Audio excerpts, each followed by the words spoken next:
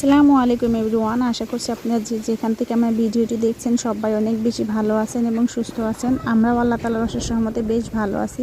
তো আমাদের এখানে দেখেন কালবৈশাখী ঝড় শুরু হয়ে গেছে গত রাত থেকে, একদম ধুম বৃষ্টি ঝড় সাথে তো ভয়াবহ কাণ্ড কি বলবো আপনাদেরকে।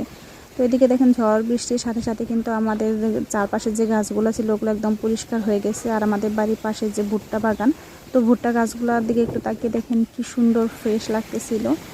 তো ওইদিকে হচ্ছে মা একটু রাস্তায় বেরোচ্ছিল। আমাদের বাড়ির চতুর্পাশে যেহেতু প্রচুর পরিমাণ গাছ, তো কোনো গাছের ডাল ভেঙে গেল কিনা বা কোনো গাছ ভাঙলো কিনা সেটা দেখার জন্য। আর এখন যে ভিডিওটা করতেছে এটা কিন্তু অনেকটাই সকালবেলার ভিডিও, কিন্তু দেখুন ভিডিওটা একদম ক্লিয়ার দেখা যাচ্ছে, কারণ বৃষ্টিতে একদম আকাশ গাছপালা সব কিছু পরিষ্কার স্বচ্ছ হয়ে গেছে, যার কারণে দেখে সব কিছু একদম মানে ফিটফাট মনে হচ্ছে, মানে চকচকে ঝকঝকে মনে হচ্ছে। তো ওইদিকে মা হচ্ছে গাছের ডালপালা দেখতে গেছে কোনো কিছু ভেঙেছে কিনা, আর এদিকে আমার যা হচ্ছে আমার মেয়েকে নিয়ে একটু বেরিয়েছিলাম ফোটার জন্য। তো দেখেন এত ঝড় বৃষ্টি এসে ওদেরকে উল্টা পাল্টা করে একদম ভিজিয়ে দিয়ে গেছে, যার কারণে আমার মেয়েকে দিয়ে ছাতা দিয়ে পাঠিয়ে দিয়েছে, আরও হচ্ছে বৃষ্টি বৃষ্টি আম করতে চলে গেল।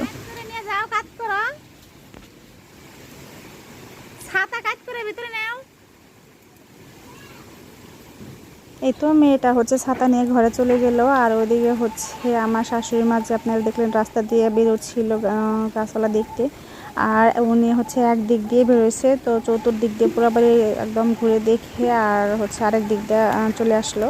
তো ভিডিওটা যেহেতু আমি কন্টিনিউ করি নাই, যার কারণে হচ্ছে এতটুকু বিস্তারিত আপনাদেরকে দেখাতে পারলাম না। আর এইদিকে হচ্ছে দেখেন মানে প্রকৃতির কথা কি আর বলবো, আমি এমনিতেই অনেক প্রকৃতির প্রেমী, আমার অনেক ভালো লাগে প্রাকৃতিক পরিবেশ, তারপরে প্রাকৃতিক বাতাস, এগুলো অনেক অনেক ভালো লাগে আমার।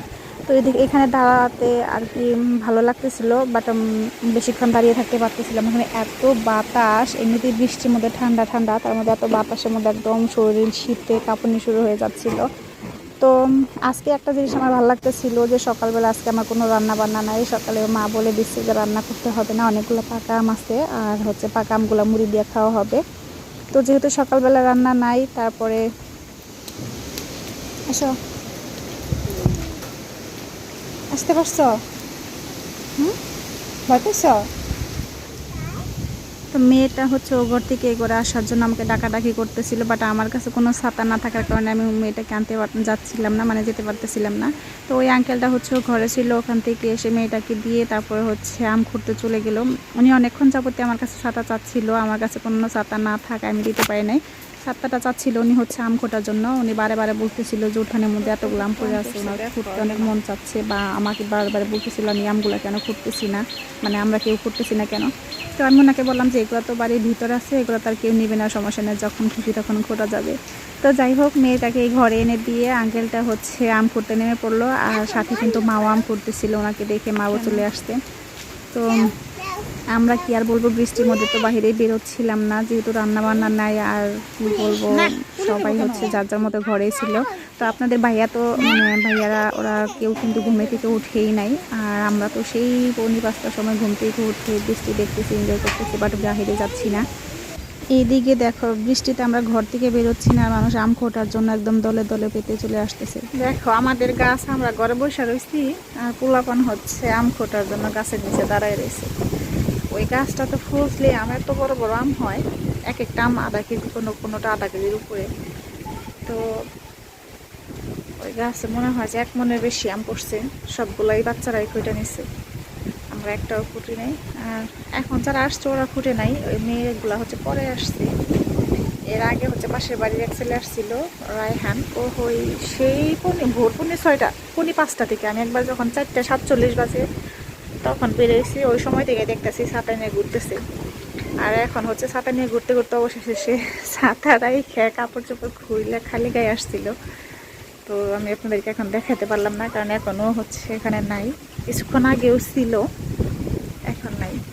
আর এই মেয়ে দুইটা হচ্ছে একটু দূর থেকে আসছে, পরিচিতই আমাদের পাশেরই, কিন্তু ওরা হচ্ছে আমার ক্যামেরা দেখে সংকোচ করতেছে। যাই হোক, আমি চলে যাই।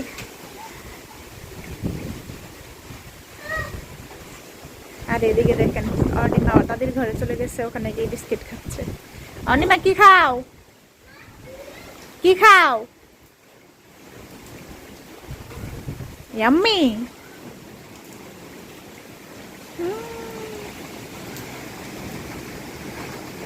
কি খাও? মেয়েটা যেহেতু অনেক ভোরবেলা আমার সাথে ঘুম থেকে উঠেছে, তো এখন তো অনেকটাই বেলা হয়ে গেছে, আর বাচ্চা মানুষ তো ওরা এতক্ষণ অনেকটাই ক্ষুধা লেগে গেছে। কারণ ঘুম থেকে উঠেই কিছু না কিছু খেতে দিতে হয় বাচ্চাদেরকে, আর এর মধ্যে কয়েক ঘন্টা সময় হয়ে গেছে। ক্ষুধা লাগাটা তো স্বাভাবিক, তাই না? কারণ আমার ইতিমধ্যে ক্ষুধা লেগে গেছে, আরও তো বাচ্চা একটা মেয়ে। তো যাই হোক, ও হচ্ছে আমার ঘরে কোনো খাবার না থাকায় ওর বউর ঘরে চলে যায়, সেখানে গিয়ে ড্রাই কেক খাচ্ছিল। তো সেটাই আমাকে বারবার বলতেছিল, মাই আমি খাবে, তুমি চলে আসো, এভাবে বলতেছিল। তো এখানে হচ্ছে সকাল খাওয়ার ভিডিও তখন আপনাদের সাথে শেয়ার করলাম। তো এই ভিডিওটুকু শেয়ার করার পর কিন্তু আমরা সকালবেলা সবাই নাস্তা করে নিয়েছি। আজকে সকালে নাস্তায় আপনাদেরকে আগেই বলেছি যে আমমুড়ি ছিল। তো আমমুড়ি খাওয়া যখন আমরা খাচ্ছি তখন হচ্ছে আমার মামা শ্বশুর চলে আসে, আর মামা শ্বশুর আমাদের জন্য হচ্ছে সকালবেলা নাস্তা নিয়ে আসছিল। তো মামার ছেলের বউ, মানে আমার মামা তো দেবরের বউ, ও হচ্ছে সকালবেলা খিচুড়ি রান্না করেছিল, চাল ডাল দিয়ে সব কিছু দিয়ে, মানে আম দিয়ে, কাঁচা আম দিয়ে খিচুড়ি রান্না করছিল। তো ওই খিচুড়ি হচ্ছে নিয়ে আসছিল মামা, আর আমরা সবাই মিলে হচ্ছে আম মুড়ি খিচুড়ি এগুলো দিয়ে নাস্তা করেছিলাম। মাঝে নাস্তা করতে করতে গল্প করলাম। মামা অনেকটা সময় আমাদের এখানে বসেছিল, যার কারণে আর ভিডিও করতে পারি নাই। মামার সামনে তো আর আমি এতটা মানে ইজিলি ভিডিও করতে পারি না, মানে আমার কাছে একটু লজ্জা লাগতেছিলো, যার কারণে আর ক্যামেরা অন করা হয়নি, আপনাদের সাথে শেয়ার করতে পারলাম না। তো মামা হচ্ছে সকালবেলা নাস্তার সময় এসেছিলো, আর আমি দুপুরে যখন রান্না করতে যাই তারও অনেকটা পরে মামা চলে যায়। তো এই তো সকালে নাস্তা করে আমরা সবাই মামার সাথে একটু গল্প গুজব করতেছিলাম, আড্ডা দিচ্ছিলাম। তারপরে ওখান থেকেই একদম সরাসরি রান্না করে চলে আসি। আর এদিকে রান্না বান্না করে চলে আসলাম হচ্ছে নিজের ঘরে। আর রান্না বান্না করে কিন্তু আমি হাঁড়ি পাতিল ঘর মেজে নিয়েছি, যখন হচ্ছে অনেকটা মানে একটু বৃষ্টি কম কম ছিল তখন। তো এখন হচ্ছে ঘরে কাপড় নিতে আসছি, এসে দেখি যে একদম বারান্দার অবস্থা ভয়াবহ, তো মানে বন্যার মতো হয়ে গেছে। আর নদীর পাড়ে মানুষের বাড়ি, যাদের বন্যা হলে তাদের ঘরে যেরকম পানি উঠে বা পানি আসে, এরকমটাই হয়েছে আমার ঘরে। তো ঘরে গ্রিল না থাকায় আর ওই পাশে বেড়া না থাকায় চতুর্দিক থেকে বাতাস আর পানি, বাতাসের সাথে সাথে বৃষ্টি, তারপরে পাতা ময়লা সব কিছু এসে বারান্দাটা একদম নোংরা হয়ে গেছিলো, আর দেখতে খুবই বাজে লাগতেছিল। আর এখন যেহেতু আমি গোসল করি নাই, তো এখন যদি পরিষ্কার করে না নিই আর পরিষ্কার করা হবে না, কারণ গোসল টোসল করে আসার পর আর পানিতে নামতেও ভালো লাগবে না, পানি ছানতেও ভালো লাগবে না। তো যার কারণে আমি হচ্ছে চটপট করে একটু ঘরটা না, জাস্ট বারান্দাটা একটু পরিষ্কার করে দিলাম। তো আপনারা দেখতে পাচ্ছেন যে সিঁড়িতে কতটা পরিমাণ ময়লা, কারণ সারাটা রাত একদম ঝড় বৃষ্টিতে ভরপুর ছিল, আর এখন আজকে সারাদিন ধরে একইভাবে ঝড় বৃষ্টি মানে হচ্ছে। তো কোনো গাছের পাতা তো আর পড়ার বাদ নাই আর কি।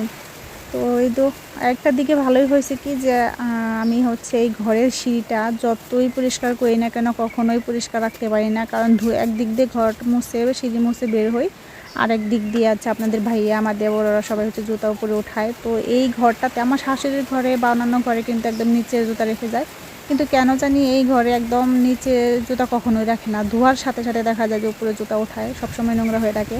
তো আজকে হচ্ছে বৃষ্টিতে যখন এই সিঁড়িটা একদম পরিষ্কার হয়ে গেছে, আমার কাছে দেখতে বেশ ভালো লাগছিল, যার কারণে হচ্ছে আমার কাছে মনে হচ্ছিল যে অন্তত সিঁড়িটা পরিষ্কার রাখার জন্য যদি আমাদের এখানে কয়েকদিন বৃষ্টি থাকতো। আমি হচ্ছে দুপুরে রান্না বান্না সব কিছু শেষ করে চলে আসলাম ঘরে। তো ঘরে এসে দেখি যে এদিকে বারান্দায় প্রচুর পরিমাণ পানি জমে রয়েছে, সাথে অনেক পাতা ময়লা অনেক কিছু জমে আছে।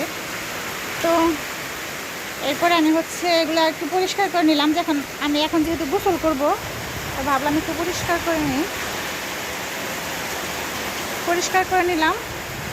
আমাদের বারান্দাটা তো অনেক লম্বা, 32 হাত ঘর, তো বারান্দাটা মোটামুটি অনেকটাই লম্বা, আর আমি হচ্ছে একদম কর্নারেও দাঁড়াই নাই, আমার পিছনেও কিছুটা জায়গা আছে। তো যাই হোক, সব কিছু পরিষ্কার করে নিচ্ছি, এখন গোসলে যাব। আর প্রচুর পরিমাণ বৃষ্টি শুরু হয়ে গেছে আবার, তো দেখুন কি পরিমাণ বৃষ্টি হচ্ছে। যতটা বৃষ্টি হয় ক্যামেরায় কিন্তু এতটা বৃষ্টি বোঝা যায় না, বাস্তবে যতটা বোঝা যায়, আমি সরাসরি যতটা বৃষ্টি পড়া দেখতেছি ক্যামেরায় অনেকটা স্লো দেখায়। তো এখন হচ্ছে প্রচুর পরিমাণ বৃষ্টি হচ্ছে, আর আমি হচ্ছে গোসলের জন্য প্রিপারেশন নিচ্ছি। জি এমন তো এই তো আমার চেয়ারটা হচ্ছে আমি পরিষ্কার হওয়ার জন্য এখানে রেখে গিয়েছিলাম, যে পানি পরে পরে যদি একটু পরিষ্কার হয়। কিছুক্ষণ আগে রেখে গেছি, পানি ফালাই গেছি, এখন হচ্ছে আবার বৃষ্টি আসতেছে। তো এখন বাতাস নাই, এর আগে কিন্তু প্রচুর বাতাস ছিল রাত থেকেই। রাত দিন সবসময় বাতাস ছিল, কিন্তু এখন একটু বাতাসটা কম, নাই বললেই চলে, শুধু বৃষ্টি হচ্ছে। তো চলুন আমি গোসল করে আসি, তারপর আপনাদের সাথে আবার দেখা করবো।